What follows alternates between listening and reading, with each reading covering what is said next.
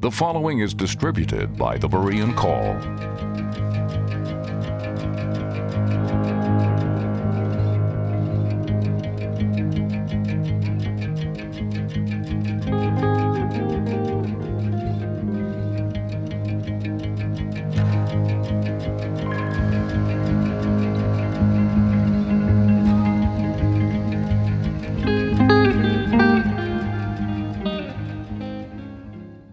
I have long wondered what Paul meant when he said that he and the other apostles were the last appointed unto death.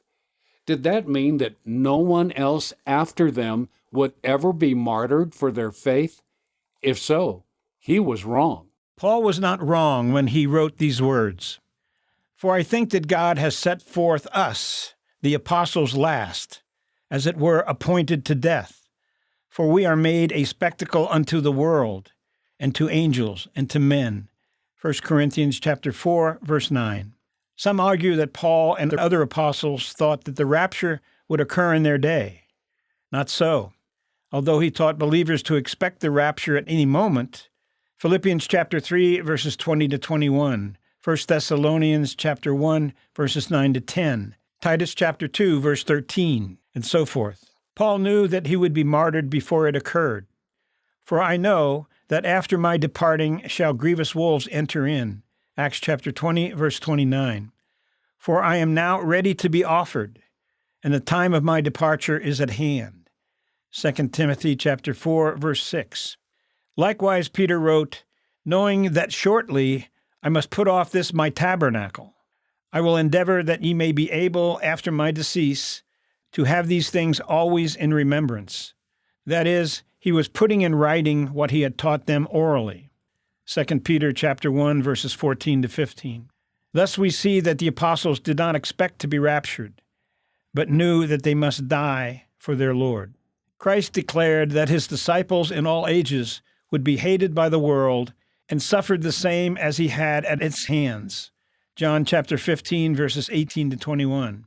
Paul implied that Christians would continue to suffer martyrdom, Romans chapter 8, verses 35 to 37, and warned that all that will live godly in Christ Jesus shall suffer persecution, 2 Timothy chapter 3, verse 12. We know that has been the case throughout history, and even greater numbers of believers will be killed by Antichrist, Revelation chapter 6, verses 9 to 11, chapter 13, verse 7 and verse 15, chapter 20, verse 4.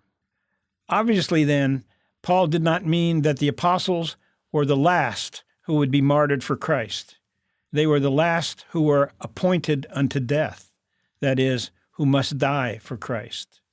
The apostles had to be martyred to provide one of the great proofs of Christ's ministry, teaching, and resurrection. Followers of various religions have been martyred out of fanaticism or loyalty to their leaders and beliefs. The apostles, however, died not only out of love for Christ, but in testimony of vital facts.